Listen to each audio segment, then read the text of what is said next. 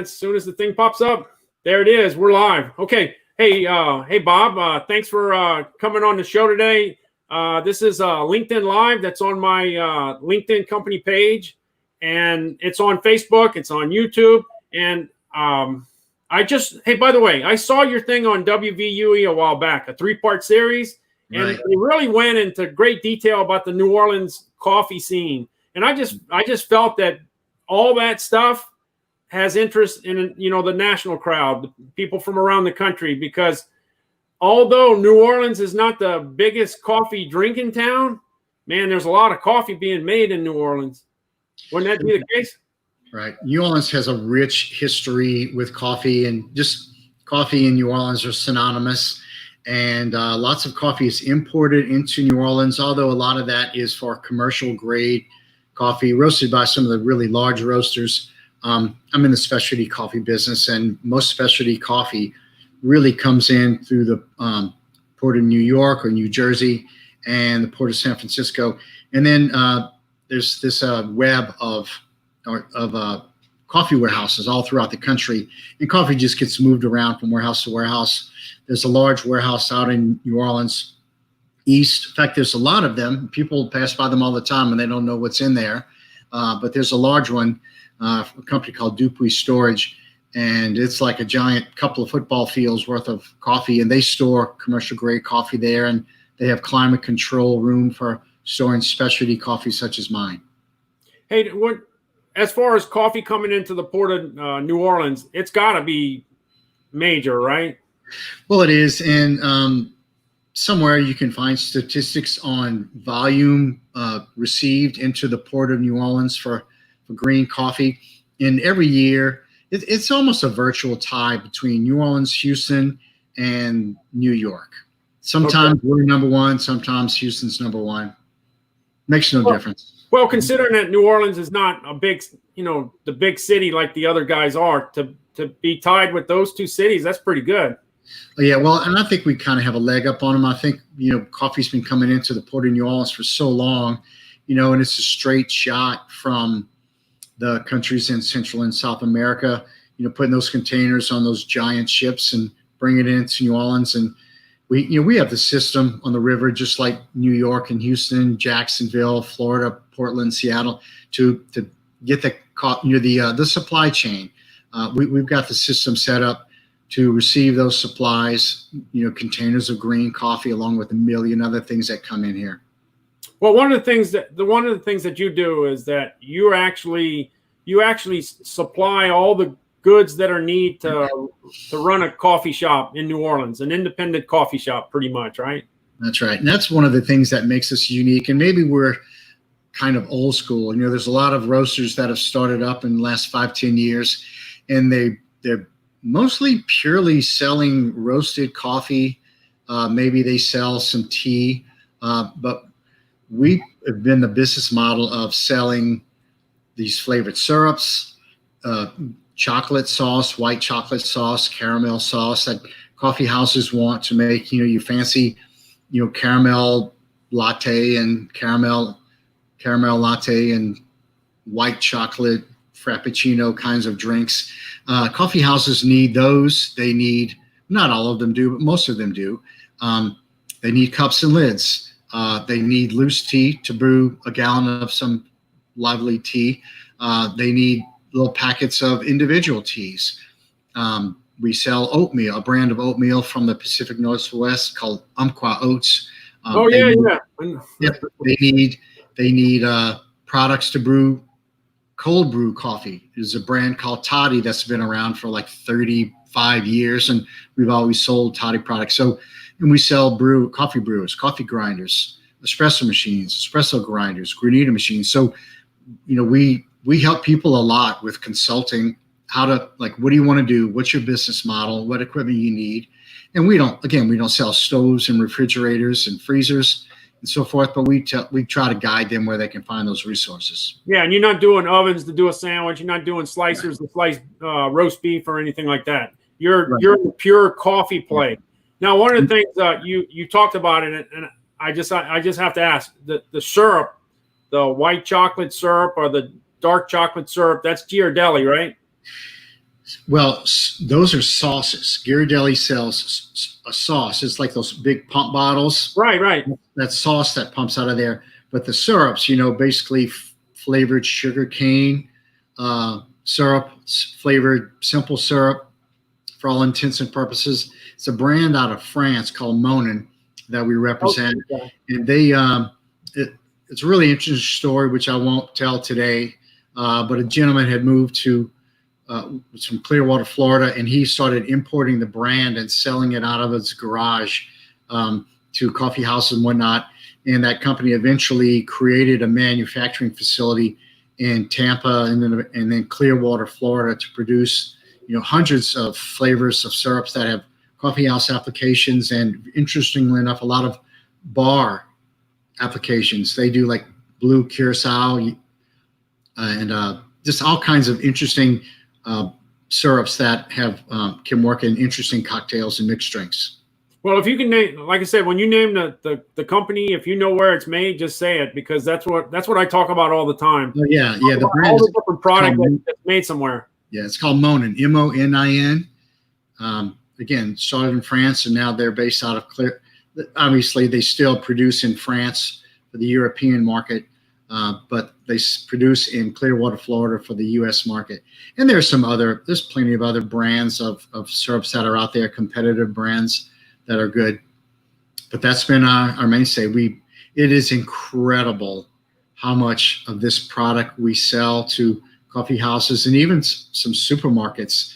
That, like, I have 2 orders going out next week to a store, one in Baton Rouge and one in Covington. It's like 12 cases of various assorted flavors that the supermarkets are now selling these syrups, and they're putting them in there kind of near their liquor section for people who are making fancy martini drinks. And there's just so much information out there on so many food and beverage websites. And these syrups are part of building a certain drink, an appletini. And they say, you need Monin Granny Smith green apple syrup. Well, guess what? And that's what they're looking. That's what they're looking for. If it says then they start looking for it. So that's helped. But some high end products in the homes of people who enjoy those beverages. Okay, so when a lot of the coffee shops ended up closing just recently, you did have a little bit of your product heading toward retail, right? Yeah, that's always been nice. We've always had some Orleans coffee brand products in a handful of supermarkets. I don't really consider Orleans coffee a supermarket brand, but we've made a few of those products available, like Dornak's Supermarket Metairie, Langenstein's with their 3 stores, and a handful of other stores. We do sell a small selection of Orleans coffee, but we launched a brand called Parish Coffee Works about 3 years ago with lower, it's different coffees. It's lower price point. The coffees cost me less. I get to sell them for a lower price point, so the retail stores can sell it for like, $6.49 or $6.99 for a bag of coffee. The packaging is really high end. The packaging is I think you did a good job. The packaging, it stands up. Yeah. I mean, it's an awesome package. No doubt about that. Yeah, that's right. So the Parish. So with what's happened with the COVID-19, people buying more product in supermarkets to brew at home or buying online. So our sales for our retail coffee at supermarkets has increased tremendously. Yeah. So the deal is you have the Parish the Parish coffee line. That's what, 5 different items? The lineup is typically 6. I do a medium roast, a dark roast, coffee chicory, a decaf, and 2 flavors. That's the main lineup. And then you do the K-Cups too, right? We have 1 product in the K-Cup line. We have our medium roast and Parish K-Cups. Yeah. So you have that. I mean, so you have a lot of variety as far as that particular line is concerned. And then, like I said, you back it up with the Orleans coffee, where if they were looking for a very upscale coffee, that's it, right? Named after your company. Exactly. So, like, for example, if you go to Dornak's or Langenstein's, I'm going to pick on them. You can find a nice selection of each of those coffees depending on your preference. It's all just consumer. What do you call it? Not consumer behavior, but everybody's got their own Yeah. Value system. There's people who have no business spending $12 on a 12-ounce bag of coffee, but they do because really good coffee is important to them. And there's people who could afford coffee at $50 a bag, but they buy the $3.99 stuff. Right. It's everybody's so everybody has a different value on coffee, and some people have a real, the coffee value is way up there. There's no question there. So it just depends on what you like. That's right. When it comes to roast beef sandwich, then some people like a real good roast beef, and some people don't really care for it. So it's right. Sometimes you have to give up quality on your food to have the good coffee, or drink a cheap coffee. And people can get snobby about their roast beef sandwiches. Like, it has to be like roast beef debris, as we call it down here, and it has to be dripping down your arms. They say you judge a good roast beef po' boy by how many napkins you need to wipe all the gravy that rolls down your arms. That's how I like my roast beef po' boy.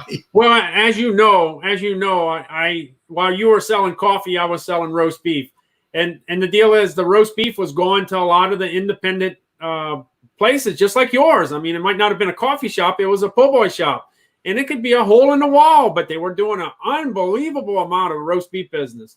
So the deal is, it had to be, you can have a hole in the wall, but if you have a good roast beef, they'll line up to get it. Randall, I've said this for about 20 years, that if I ever got out of coffee, I would open up a po' boy joint somewhere in the New Orleans area. And the reason I say that is, I mean, yes, it costs a lot of money to build out a po' boy shop, but the learning curve is so short and small, because every 4-year-old in the greater New Orleans area, or South Louisiana, Mississippi, right, they know what a po' boy is. So, and you know exactly which ones you want. You want a ham po' boy, ham and cheese po' boy, and you want a roast beef po' boy, right? And you want a turkey breast po' boy. Turkey breast is more in the delis, but a turkey sandwich on the healthy side. And then the common sense one at the end is fried shrimp or fried oysters. Right. But I just hope that I never have to get out of coffee, because I really don't. I've always said I really never want to be in the restaurant business. So nobody has to have any fear of me opening up a po' boy joint anywhere. Well, it's a tough bit. It's a tough business. It's hard. It's hard work. It's hard work, and I surely respect everybody, and I mean everybody that's in the restaurant business. Whether you're successful or you struggle, I respect you for doing that. Hey, and we were talking about this before we went live. You see the crawfish in the back with the corn and the potato and whatever. I figured, well, let me just leave that there. You told me that you had a chance to go eat at a bunch of different restaurants then, right? As far as crawfish is concerned. Well, it's all takeout, of course, but what we've done was, we have our go-to place, and then our company has a crawfish boil for employees maybe twice a year, at least once. We do a crawfish boil, a barbecue, Christmas party, and all that sort of stuff for employees. And so all of that got canned for crawfish boil. So we ended up going to that company and said, hey, we want to get 30 pounds of crawfish and whatnot. And we've had a couple of small crawfish boils here in the office for the employees. But I've been getting some just for my wife and kids. So I would get like 15 pounds from, say, Sal's and Kenner, which is really more of a catering crawfish business, and they're fantastic. We get some from Dennis's. I'll get some from Schaefer and Rusich. I'll get some from Captain Sid's. Like every Friday, I'm bringing home about 10 pounds. Everybody just has a little bit, because like Katrina just broke everybody's routine. And this COVID-19 pandemic has broken everybody's routine, and it's part of just something that is familiar and routine to get back to just having a little crawfish every now and then. Yeah, no doubt. In my case, I had gone to a crawfish boil right before it happened. I got to eat, my son Calvin and I got to eat a good bit of crawfish, probably 6 to 9 pounds or something like that. There you go. So we ate a lot, right? And then the following week then the thing came in, and that was it. That was all of the crawfish. So if we had decided to pass on our first opportunity, we might be still looking for crawfish. But Yeah. I hope that things get back pretty quick and things get going, because we're at the tail end of the season, and as you know, the crawfish starts to get hard. And you came from the I'm originally from Thibodeau, but you're about as deep as it gets when it comes to where the crawfish come from. Right.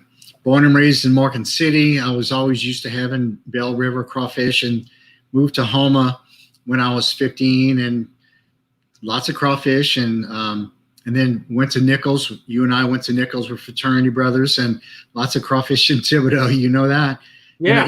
I know we're going to get back to coffee, but my last comment on crawfish is that Morgan City, Houma, and Thibodeau, when you have crawfish, it was always hot. But then when you go to one of these seafood places in New Orleans and Metairie to get crawfish to take home, it was always cold. You get crabs and crawfish, it's cold. Yeah, right. Either you boil your own, or you get it from somebody who you just buy what little bit you want. It's typically cold, and I just got used to that. I don't know about you, but you remember the things they had at Nichols where you could I don't know, where they had beers for 50 cents and the crawfish was $1. Was it $1 for a plate or something? Wasn't it something like that? Wasn't that place called the Dixie Tavern? Oh, yeah, the Dixie Tavern. In fact, I actually worked there for a little while. Yeah, they owned it. But what I'm saying is, remember behind the stadium, I think it was behind the stadium, they had the big crawfish boils or whatever. I just don't remember. I don't know if it was $1 or whatever, but $1 for 3 pounds of crawfish boiled, not bad. That just tells you how old we are. You can't get for $1 now. Well, we had dinosaurs roaming around us while we were eating crawfish. That was so long ago. Yeah. So I mean, that was fun. But I mean, that's what made people excited. I remember one time I had that brilliant idea to have a hot dog sale instead of a hamburger sale. That was a big disaster. That was one of the biggest disasters ever. I don't remember that, so I don't hold it against you. Yeah, my idea. It didn't work out too good, Hamburgers are king, as far as that's concerned. Okay, since we're talking about the deal with Katrina, how Katrina, I mean, as far as business shutting down with COVID, and then with it shutting down with Katrina, just go ahead and give me the comparisons of things that were alike and then things that are maybe different in the situation. But both of them are about getting back into business. Yeah. Well, and I won't dwell too much time on Katrina because I'm sure everybody's tired of hearing about that. But we're basically shut down for about 6 weeks. We had a couple of us went back into the office at our roasting facility on the Saturday before Katrina was coming in, and we sandbagged all around the roaster and the side door and the back door and the garage door, because we were in a really low part of town. They say New Orleans is like a bowl. I think our roasting facility was at the bottom of the bowl, because we took on 6 feet of water in our roasting facility. And I like to joke that all those sandbags did was slow down the water from going back out. So our yellow roaster was brown from here down, and we did send it off to get refurbished and cleaned up, and we got it back once we were in our new facility, and it sat in a crate for a year before we used it, because what happened is we bought out a competitor and we moved into their roasting facility. So we had 2 roasters up and running. So we were perfectly fine. There was no damage out here in Kenner. So we just got right back to business. And then so I guess it was really like 2008 or 9 before we actually hooked up that old roaster. Not that I needed it. Well, we got to the point where that we really needed it for a little while there. And so it helped out. And but everybody shut down, and customers came back a little bit at a time. And then the same thing that's happening right now is, interesting enough, a lot of the little neighborhood coffee shops really did pretty well. They were able to keep their customer base. Everything was like, serving people at the window or the front door. but people wanted to keep their routine and support their local businesses, and their sales and orders were fine. But ever since then, every week or two, a few more customers call us and say, hey, we're going to open up next week, and then they place their first order in months, and it's coming back. So sales. But in that case, we were waiting for the. But in that case, remember, we were waiting for the population to start coming back to the city. Right. We didn't have much of a population. That was the problem. Whereas with COVID, we have the same population. We don't have the tourists, but everybody's home. Yeah. Well, so it's different. Isn't it amazing how this shows how much impact tourists had on all of our businesses? I mean, no doubt.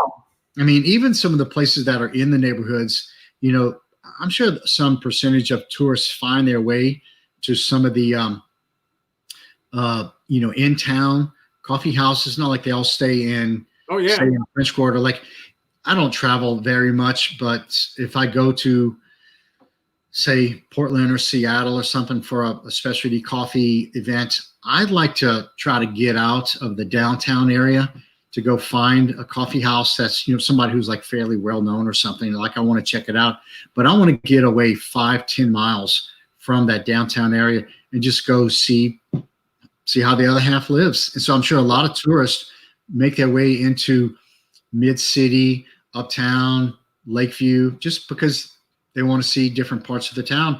And so all of our customers everywhere are losing those dollars. Yeah. Now, as far as the coffee and chicory, how does coffee and chicory relate to how we drink it versus other parts of the country? Are we the one doing the coffee and chicory, or is it spread out? No, I don't. There really aren't many roasters around the country, my belief, that are producing coffee and chicory. With one exception. There's a company out in San Francisco called Blue Bottle that started out as like a farmer's market. Now they're tremendously large. They got bought out by a big European conglomerate a couple of years ago. But they sold a product called, I think they called it New Orleans style iced coffee. And it was basically, some medium roast or dark roast with a small amount of chicory that was in there. And they did a cold brew. Yeah.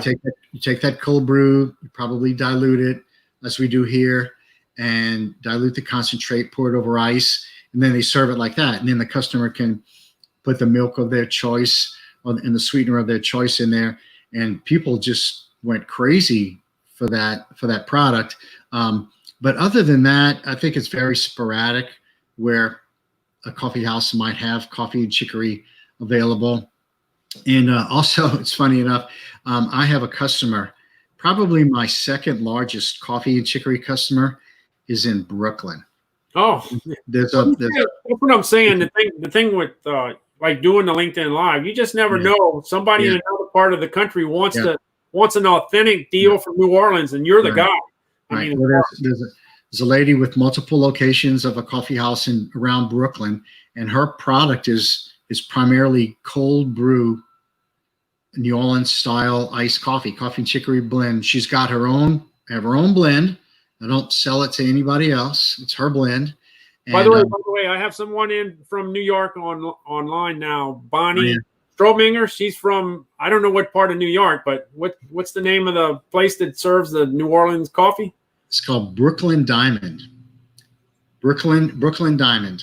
Okay. All right. She's going to check it out for me. So, and I'm sure the lady sells hot coffee, probably hot coffee and chicory to make a real authentic hot cafe au lait, but she relies on that cold brew.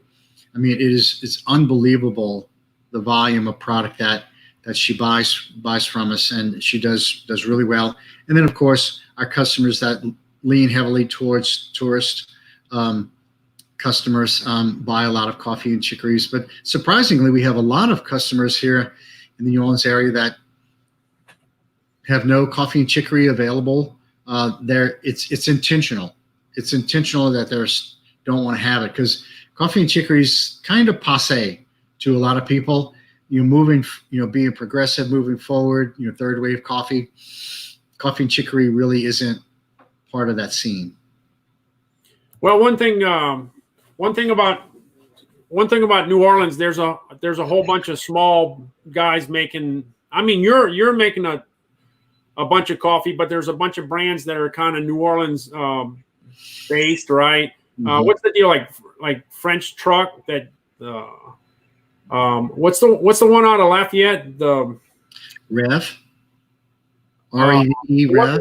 The one in the yellow bag, another yellow bag coffee. Oh, you're thinking of Mellow Joy. Yes. That's out of Lafayette, right? Yeah. So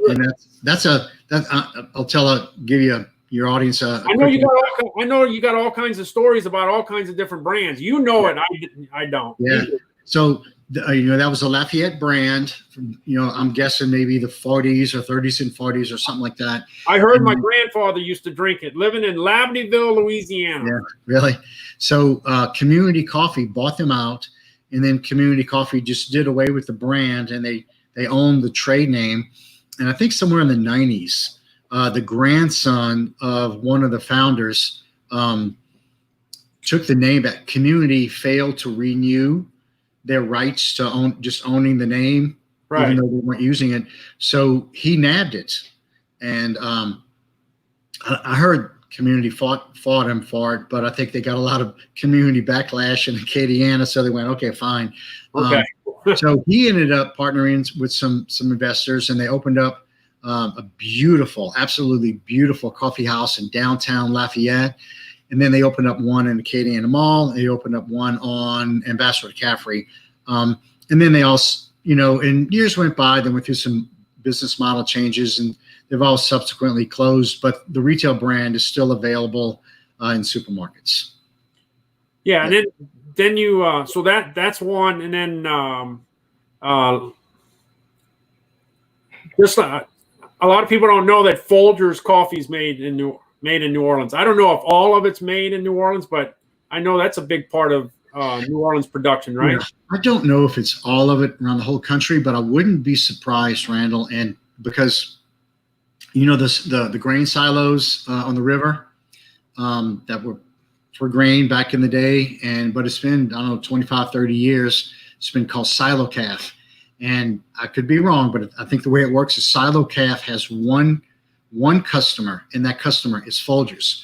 So Folgers green coffee buyers pick whatever coffees they want to buy, and they send all the coffees to the Port of New Orleans to Silo Calf, and then they go in there, and the coffee gets kind of cleaned up and sorted and separated and blended, and then gets trucked over to the roastery on Jordan Road in these big tanker trucks. People see these things, they might think it's full of sand or some chemical or fuel, right, or something. And it's full of green coffee, unroasted coffee, and then it gets, everything just, nobody touches it. It goes from container into the facility, into the roaster, ground and packaged and ready for shipment. Not a hand touches it. And when it's being roasted, you can smell it. You can definitely smell coffee when you cross the bridge out there. Right. Yeah, exactly. Yeah. Same thing in when who was it? Superior had a plant near Carrollton on the interstate, and you'd smell coffee there. And they eventually moved out to the Elmwood area. And the company, that it's been sold a couple of times, and now Community bought that facility. That I don't know if they're going to roast in that facility. They probably are, and some different packaging. I think it was a good move for them for distribution purposes. Yeah, at the Louisiana Restaurant Show, I remember when I was going around talking to all the different coffee guys, including you. You got to meet my son Calvin. Yeah. And I passed by Folgers, and I stopped and I talked to them, and I wasn't paying attention. And Calvin rolled his wheelchair a little further, and he started eating pretzels from the pretzel lady. Now, there's a pretzel company called Prop and Peller. Yeah. And just conducting his business, all by himself while I was talking to the. But hey, I tell you what, it's going to be interesting to see what happens with the Louisiana Restaurant Show. The show's always in August. That's how we usually meet each other. For the last 30 years, we run across each other off and on, but I don't know what's exactly is going to happen this year. I haven't heard. I'm close to a bunch of people with the Louisiana Restaurant Association, but I haven't heard any new dates. I would think that these people would like to have the event occur again. Again, other organizations has the convention center booked. So either maybe somebody, let's say they want to have the expo in October. Well, maybe if they're booked up for October, then LRA could be out of luck. Maybe they have to find another venue. But I do hope that they can have it. They did move it from 3 days to 2 days for this year, which was a good move. And yeah, so I was always hoping for them to go 2 days. So I'm glad I'm glad they did that. So I'm going to be hopeful that they will have the expo again this year. One thing I just saw, and this kind of has a little bit to do with it, I guess you could say, is that they're going to start demoing product at Costco. They're going to do demos in a couple of weeks. And what is a food show? A demo. Yeah. So, and then think about it. All the tables are separated, right, at a food show. It's not like you're really. Oh, they have to make all those plans for distance. You know what I'm saying? You might be in a situation where you have a 10, the 8-foot table with a 2-foot gap. You got 8 foot. Maybe you're limited to only demoing one product right in the center of the table, so that your table is not close to the other table. Whatever, something like that. But I can see it happening. They could, they're probably going to lose some exhibitors, so they could easily spread out. They could just spread out everybody's booths. Everybody would just have to do a little more walking. Yeah, but the deal is, food. You could do all the. We're doing this LinkedIn Live, and we're talking about stuff, and I know when you talk about stuff, people feel like getting a cup of coffee, or they feel like going to get a roast beef po' boy, or they might be looking for crawfish. But there's nothing that quite replaces the demo at a food show, because that's so true. We do supermarket demos, and the response from that is tremendous. We get so much feedback from the grocery store shoppers. What they drink, what they like, what brands they typically buy, and then what they think of our coffee. And what warms my heart is when we will talk to somebody who really has no intention of trying our coffee or switching. They tell us what they drink, and then they drink and they go, "Hey, this is really good. This is really good." And I'm Boy Scouts honor. People have literally taken bags of coffee that they had in their basket, and they put it back on the shelf, and then they buy a bag or two of our coffee. Yeah. Well, a lot of times people figure that I have a particular brand that I love, and I'll have it for life, and I'll never, ever change. And the demo is what causes it to change. That's right. And the thing I like is within a very short period of time, whether you're barking up the right tree with a new product. That's right. And I'm going to grab this right here. This is our Parish brand. Put it here. Put it right here. Yeah, that's good. Try to see where to hold this. So this is our Parish brand. This is really nice packaging. This is kind of new stuff. Pick me up. And this is a rooster. That represents the sun. That's the sunburst. When you roll the bag, when you open the bag up, you see the sunburst on the other side. And so, what does a rooster do? It wakes you up in the morning, and that's what Parish Coffee is all about. Everybody knows Parish because they know that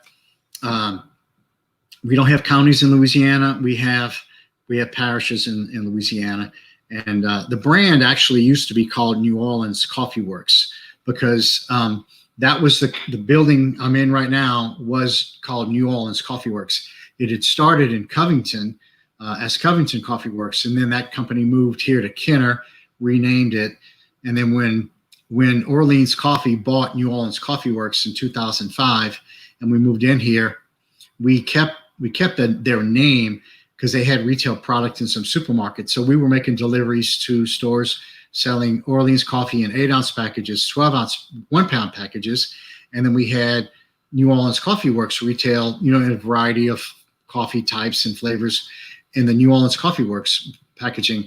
And after a few years, it just kind of got old and stayed, and And I said, why don't maybe we should just kill this off and just be done with it. And my team said, no, why don't we just rebrand it as something else and keep that shelf space and just do the coffees differently. So since everything we had was already a lot of flavors, and then some high-end coffees in the Orleans brand, by creating Parish, we were able to move all the flavored coffees from the Orleans brand to Parish brand. So Orleans coffee does not sell flavored coffee, but Parish coffee sells flavored coffee. And then we came in with, you already had all the esoteric coffees from Colombia and El Salvador and Ethiopia and Kenya. I didn't need to duplicate that. Right. I needed coffee. I needed to hit a different segment. Right. Again, people's value system, like we talked earlier here, that there's a lot of people who buy coffee in the $5 to $7 range for their package of coffee they take home. They don't buy the 12-ounce coffees. People buy 12-ounce coffee. That's $12. That's fine.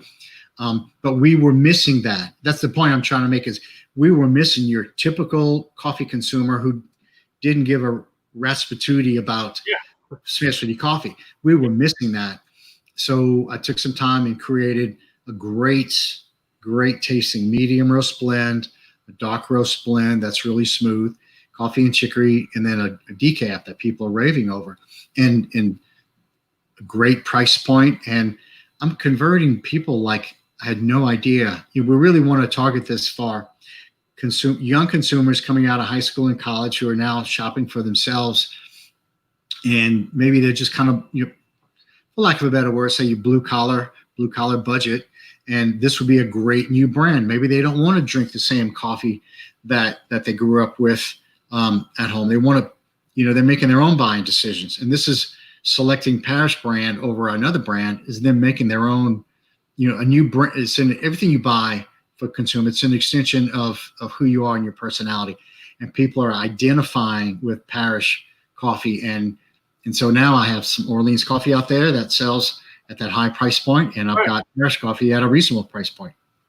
No, I like what you did with the Parish coffee. The story with the 64 parishes, the fact that we don't have counties, the deal with that when the bag is laying down, you got pick me up. The fact that you thought about it and put it on underneath the bag just in case it lays down, because you never know. Even though your product has feet to stand on, you never know if it's going to be laying down, and you're just using all the real estate. Well, if we bring coffee to the grocery store and we're stocking the shelves, if we have a few bags too many, we stack them towards the back. And this is facing out. Yeah. People see that. Back in the day, way back when we were going to Nichols, I was working in a grocery store, and I was probably putting coffee up on the shelf. So I know all about the putting stuff on the shelf, because I did it for a long period of time. Yeah. And like I said, that's great that great that you did that. And then the other thing I like about the coffee is the fact that it's got the little feet on the bottom. The fact that it's called a quad seal flat bottom bag. So our old kind of bags would just fall over. You have to kind of form the bottom to make it stand up. Exactly. And you know how a lot of brands, their logo has some kind of a secret message in there. Like if you look at the Wendy's logo, Wendy's necklace, it looks like a frill on her shirt. It's actually spells MOM. FedEx logo has like an arrow that's in there between the letters. Hey, Robbie. And we did that on this package as well. So you don't see it when it's not folded, but once this is unfolded, now this represents the Mississippi River right here, this going up. But up here, there's a little egg shape in gold. So we got a rooster, chickens, eggs, right? And then there's something in there that people may not notice right off the bat. But there's the number. I'm gonna peel this off. Show you.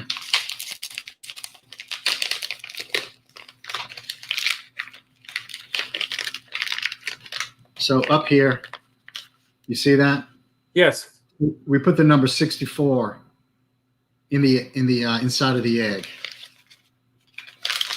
So just to represent our 64 parishes, got to represent. Yeah, because as soon as you go to school in Louisiana, you find out real quick we got 64 parishes.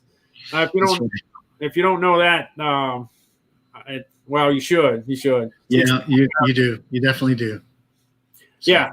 So I think so I'm just hoping that everything goes well. We get our crawfish going before the season's over. I'm hoping for a decent shrimp season so we can start boiling some shrimp. Sure. That'd be good. It's coming in, and like I said, in your case, I think as time goes by, more and more coffee will be sold.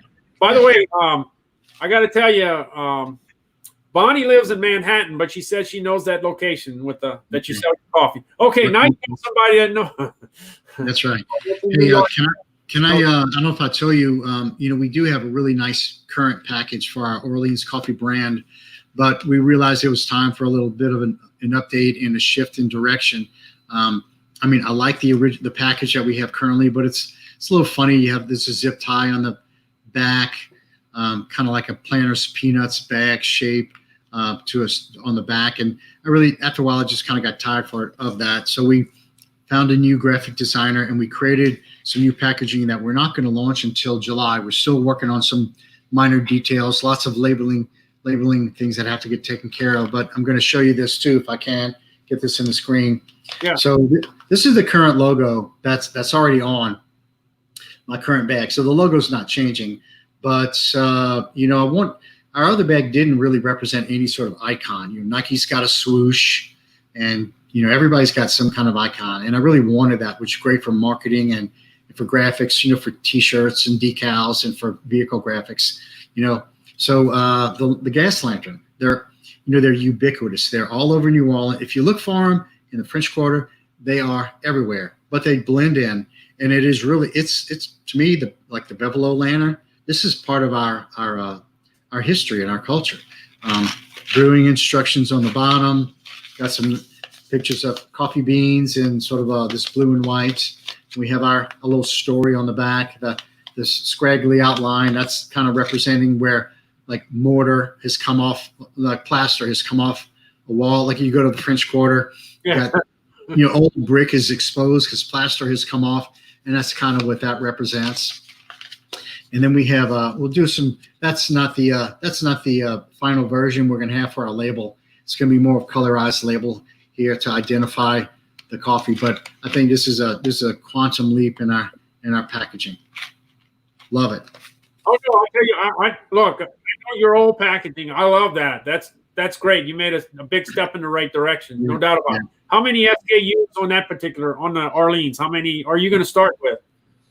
Well, everything that we currently sell on our website that we ship to people across the country, all of that will convert to this new bag. And then, but I think the question you're asking me. I'm talking about what would end up in a grocery store. In the grocery store. Well, for example, Dornax has 5 SKUs. So the current bags will be replaced with these 5.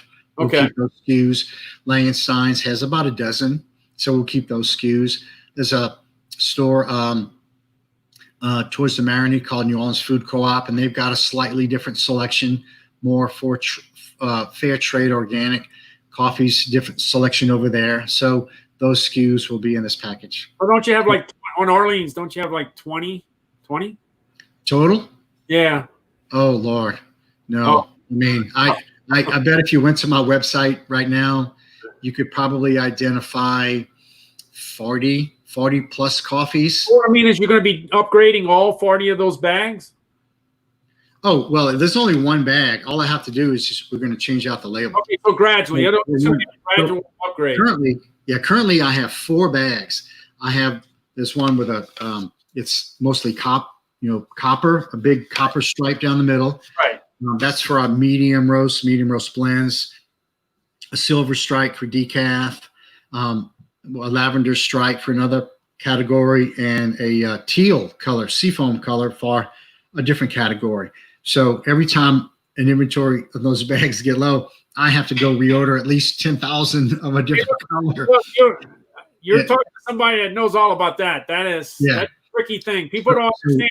why don't you just completely change everything all at the same time? Yeah. So we went with one. So we went with one design in different color labels. Yeah. Okay. So that's coming. So that's coming in on demand in house. Okay. One more thing. I just want to talk to you about it because we talked about it yesterday.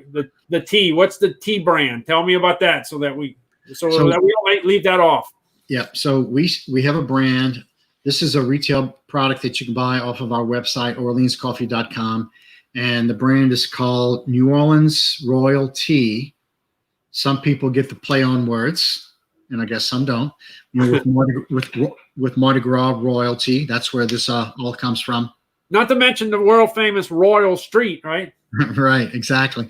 So we'd always sold coffee. I'm sorry, we had always sold tea in little packages or 5-pound bags to coffee houses that they would brew if they want to brew just a regular restaurant tea, or if they wanted a jasmine or Darjeeling or Earl Grey or something like that, or herbal teas like chamomile, peppermint, spearmint, and a long list. And we would sell that, and the label would just say Orleans coffee, you know, and then Darjeeling tea, 1 pound. And I went, you know, that's kind of stupid. It should be some brand tea. So I've got a list of all these names that I want to use one of these days for a brand or a blend name, for example. And so we came up with New Orleans Royal Tea, and we got a graphic designer out of San Antonio. He does a lot of work in New Orleans and San Antonio, and he created this current logo, which is kind of a crest. It is a crest with a fleur-de-lis, kind of medieval United Kingdom kind of a crest. And so, and all the packages are in anywhere from like 1.5 ounces to 4 ounces, depending on the density of that tea. We used to sell it in a larger package, but people don't want to buy a pound of some kind of a tea. The price point would be too high. So this is a nice, you can just tear this off, and you've got a zipper. You can see the tea on one side, you've got light blue on the other. And, you know, this is just the right amount of tea to last you for, you know, a few weeks, a few months for the customer. And our sales, just as soon as we launched that, our sales just jumped up. So as far as things are going, the tea is going to grow. Orleans coffee is going to grow. Parish coffee is going to grow. Everything's going in the right direction, and hopefully it'll continue for a very, very long time. So I think the future's very bright for coffee. I've said for 25 years, it's great to be in the soft addiction business. You know, doesn't matter how hot or how cold people want their hot coffee or their iced coffee or their frozen coffee, and we're there.